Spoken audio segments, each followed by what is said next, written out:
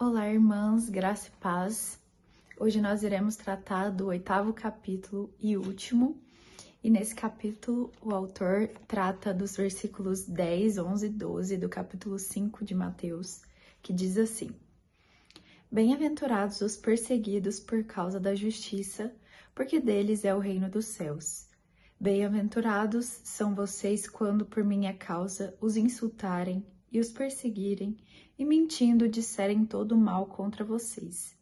Alegrem-se e exultem, porque é grande a sua recompensa nos céus, pois assim perseguiram os profetas que viveram antes de vocês. Nesse texto, no Sermão do Monte, quando Jesus vai falar da verdadeira felicidade, nesse trecho específico, Jesus diz que é possível ser feliz mesmo quando se está perdendo, que o cristão, ele se alegra apesar das circunstâncias.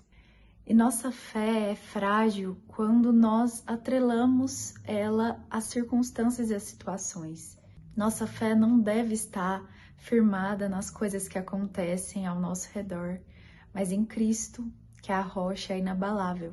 E aqui o autor afirma que aqueles que têm fome e sede de justiça, eles serão saciados e, consequentemente, serão perseguidos, porque eles vivem essa justiça, a justiça do reino, e o mundo não suporta isso. Então Jesus diz que essa realidade do reino é antecipada àqueles que têm fome e sede de justiça, por isso são perseguidos. E aqui ele vai citar o capítulo 1, versículo 27 e 28 de Filipenses, que diz assim: Acima de tudo, vivam de modo digno do Evangelho de Cristo, para que, ou indo até aí, para vê-los, ou estando ausente, eu ouça a respeito de vocês, que estão firmes em um só espírito, como uma só alma, lutando juntos pela fé do Evangelho, e que em nada se sentem intimidados pelos adversários, pois o que para eles é prova evidente de perdição,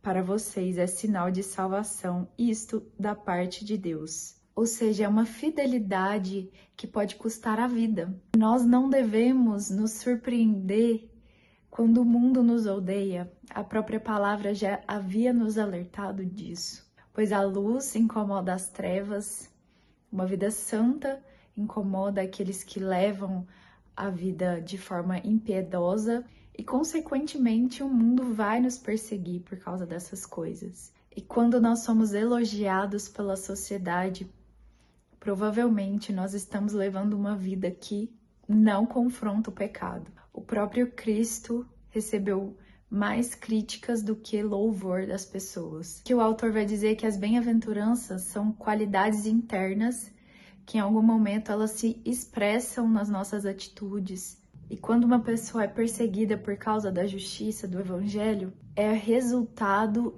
de todo o conjunto de ações que nós vimos ao longo dos estudos. E aqui ele também vai pontuar que nem sempre o cristão ele vai ser perseguido somente por causa do evangelho, mas às vezes ele pode ser perseguido por estar usando um tom arrogante ou sendo rude com as pessoas.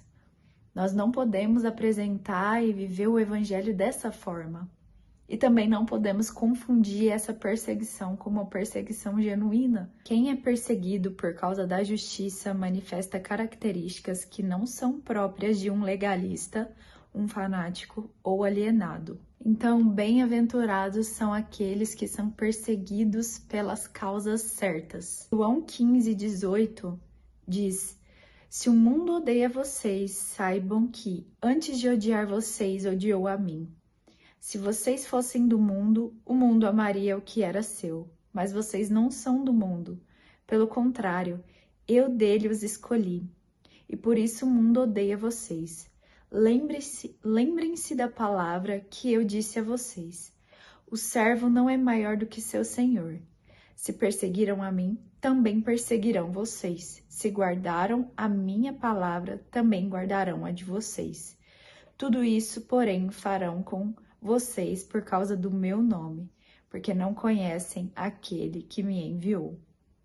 Ou seja, se nós seguimos a Cristo de fato e de verdade, Assim como ele foi perseguido e odiado pelo mundo, nós também assim seremos. O Evangelho de Cristo, ele expõe o pecado e a sujeira do coração humano, e as pessoas não gostam disso. Se nós temos medo ou tentamos viver de forma a não sermos perseguidos, é porque nós tentamos viver de forma amigável e omissa. E o autor vai dizer que se nós vivemos assim é porque priorizamos o que não é bíblico. Nós preferimos frustrar o nosso Senhor do que família e amigos. E o cristão que se iguala aos padrões do mundo, ele não é luz e nem sal. E isso demonstra uma falta de relacionamento profundo com Jesus, a ponto de ir até as últimas consequências. Nós não vivemos a ponto de que Jesus seja tudo que nós fazemos, pensamos, falamos. E adotamos essa postura para não perdermos laços, amizades, relacionamentos.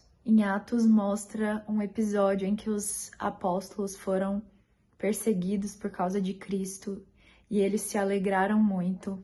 E o motivo da alegria deles é porque eles espelhavam a justiça de Cristo. Devemos nos alegrar quando somos perseguidos porque nós refletimos o Evangelho e a justiça de Jesus, principalmente porque estamos em boa companhia quando somos perseguidos. O próprio Cristo se faz presente. Se somos perseguidos, estamos no mesmo barco que homens como Jeremias, Isaías, Daniel. Outro motivo pelo qual devemos nos alegrar quando somos perseguidos é que Deus é galardoador e promete recompensa aos perseguidos. Irmãs, Jesus foi até a última gota de sangue por nós. Ele sofreu, morreu e ressuscitou para que nós pudéssemos ter vida eterna. Ou seja, a perseguição é somente a leve e momentânea dor e sofrimento, como Paulo diz, e não se compara à glória futura e vindoura que está preparada para aqueles que amam a Deus. Que o Espírito Santo possa tocar e quebrantar nosso coração, de modo que vivamos o Evangelho de Cristo e a sua justiça até as últimas consequências.